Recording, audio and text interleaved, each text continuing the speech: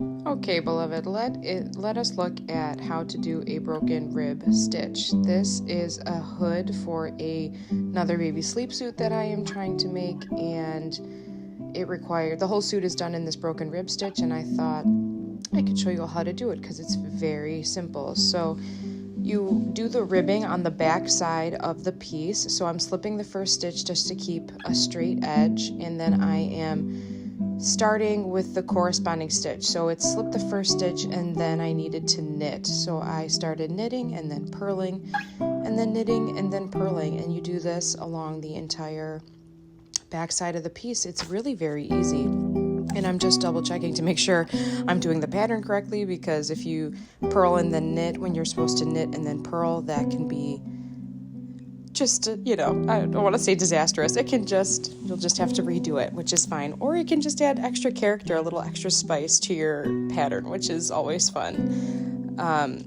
So very easy. Again, we're just working on the back side of the piece, and I'm just ribbing around. These are 4mm circular needles, and I'm doing a hood for this sleep suit. This pattern was very difficult, and now I'm getting used to it and I really like it. What I like about the broken rib stitch too is that it's like cushiony. It almost makes the material thicker, which is really cool. It's a really nice, soft, cozy stitch, and when you build it up and it's all in one piece, it really makes the piece soft and squishy and cozy, and I really like that. It's perfect for a little baby. So again, I just periodically will just check to make sure I'm doing the right thing, making sure I'm supposed to knit where I'm supposed to knit and purl where I'm supposed to purl. And it can get a little tricky, like especially working on the circulars, just making sure that the stitches aren't getting caught. But if you just take your time and don't get frustrated with it, it's okay to mess up. You'll be just fine.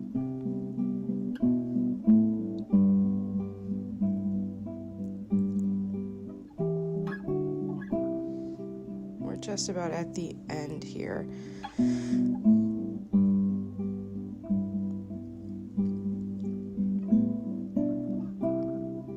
I think I'm using, this is acrylic yarn too. A lot of my yarn was gifted or donated to me, so a lot of my yarn doesn't have labels, but I believe this is acrylic. It's very soft. It's sweet. It's a very soft baby pink. Very cute. Okay, so we're coming up on the final stitches. So I do a purl, a knit, and a purl. And then I'm going to double check to make sure I did it all correctly. Yeah, everything seems lined up. The knit stitches are where the knit stitches are supposed to be. The purl is where the purl is supposed to be. And then here comes the easiest part. On the front side of the piece, we're going to make sure that the yarn is available to us. On the front side of the piece, you just knit. You knit the entire thing, which is so nice and so easy. So you're just doing the rib pattern on the back of the piece, and then when you flip it, you're just knitting all the way through. And if we were doing this connected in the round, it would be one round ribbing, knit, purl, and one round knitting all the way through. So when it's flat, the back side of the piece is the ribbing and the front side is knit, but when it's connected in the round, you just alternate rounds. Knit one round and then rib one round. But super easy.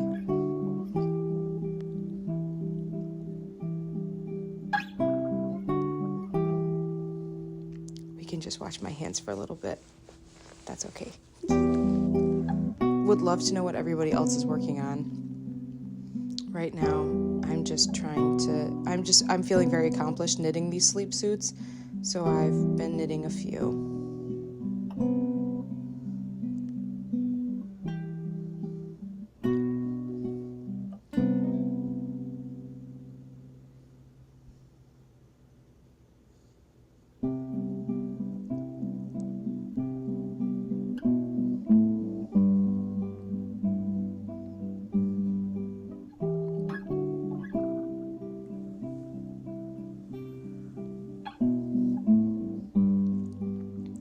Okay, got a little snag there, which is normal and common.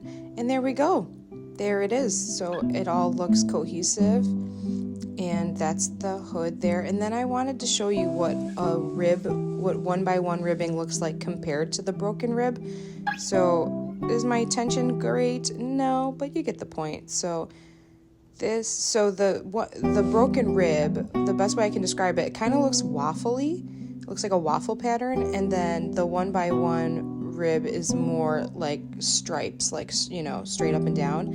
So I just wanted to show you this little swatch. So I'm just doing a 1x1 rib, knit 1, purl 1 across, and then on the back side again it's 1x1 rib. So you're just constantly doing knit 1, purl 1.